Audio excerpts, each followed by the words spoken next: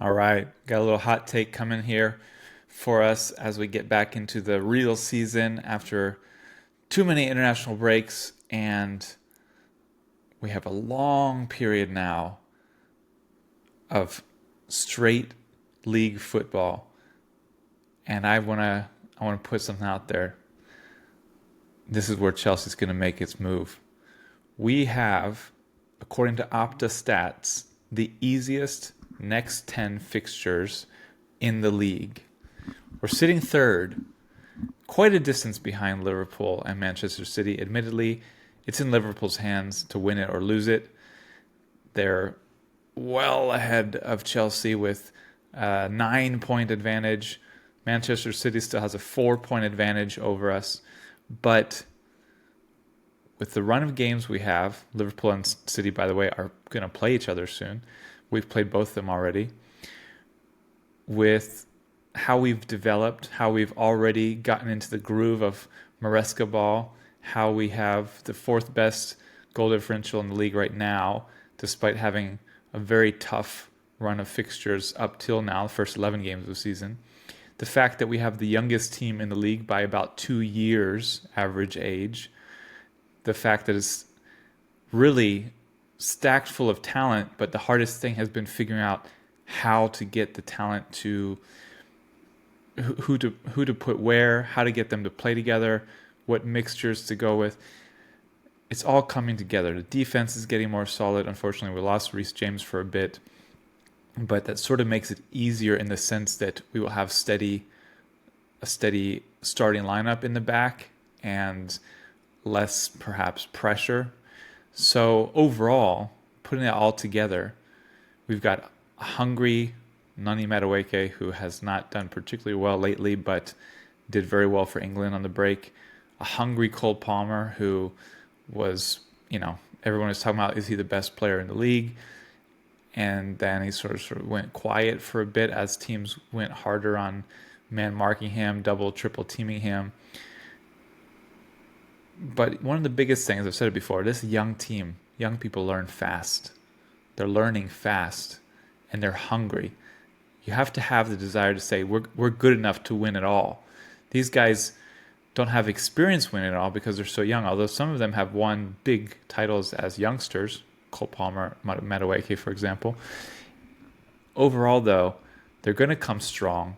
They're going to probably give some really, do some real demolishing in some of these matches. And by the end of this 10 games, we're going to be looking at different standings, different points on the top teams. And I think people might get serious about saying, hey, wait a second, can this young Chelsea team do something amazing? It's not like it hasn't been done before. Leicester City won the Premier League less than a decade ago. You can't just assume that every year it's going to be City or Liverpool. Ugh, boring. Chelsea's there. They got hungry, top athletes,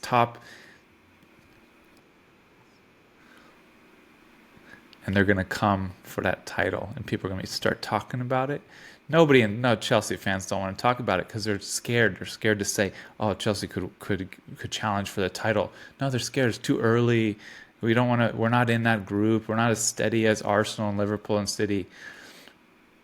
I don't care. You have to be hungry. You have to want it. You have to say, "We're going to come take it." And that's what these guys. You're watching these guys. Nkunku, Felix, Enzo Fernandez, World Cup winner. Caicedo, destroyer. Caicedo, absolutely dominating some stats in the league right now. He's the highest rated midfielder in the Premier League this season, according to average rating. I'm trying to find what rating system that is, but it's on Reddit.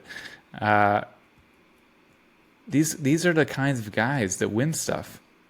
They're young, they haven't done it yet, but they're going to be believing they can and trying to do it. Now I'll give the counter argument. Counter argument is, yes, they're too young, they're too inconsistent. Liverpool's too solid, too far ahead. They're not going to stumble. City is going to always have a better post-December than pre-December, and they're gonna sprint to the finish line, and it's just too much to overcome the points, to maintain consistency, to hold their own at that level. I get it. That's a fine counter argument. It's possible. I'm not being arrogant. I'm just being ambitious and hungry and optimistic. But I'm putting it down there right now. These guys want it. They're going to go for it. Whether they say it out loud or not, they believe they can win the title, and they're going to try. They believe they're good enough to beat anyone, and they're going to try. And now they tied. The first game of the season, I was not happy that we played Manchester City, trying to get into a new system, players barely back. Liverpool, they tied, or almost tied, sorry. Arsenal, they tied. Second half of the season, playing Liverpool at home, playing Arsenal again, playing Manchester City again. They're going to have more experience under their belt. They're going to believe they can do it. They're going to know the weaknesses better they can attack. They're going to be calmer, more composed. They're going to take a scalp in the second half of the season from at least one of these big guys. I'm ambitious enough to say they're going to take 2 scalps. Chelsea's coming for y'all. Coming for number 1, Liverpool, who's going to stumble. Wait till AFCON comes around. Wait till somebody gets injured. Not that I'm wishing that. Wait, but something always happens. Can they keep going whole season? I actually think they can, but I'm going to pretend that I think they can't. And City is just getting old, man. A bunch of old guys, old geezers. They're done for. They're going to make their title challenge at the end, but we'll see. Arsenal, we saw what happened. One big injury, Odegaard, and they really stumble. They don't have as much depth, They had to come. Well, we're not going to talk about it, but yeah, we'll see what happens. But my bold hot take right now is, at the end of the next 10 games, Chelsea's going to be in the race. Not everybody asking, is Chelsea in the race? No, they're not. No, they're not. That's the response. All these talk shows, all the shows now. Is Chelsea a contender? And everybody's, no, they're not. All right, let's wait. Let's just wait a few days, a few months, a few weeks. We're going to be in there because these young guys are winners. Cole Palmer, Fernandez, Madueke, Caicedo, Jackson, everybody got real quiet about Jackson. He's not good enough.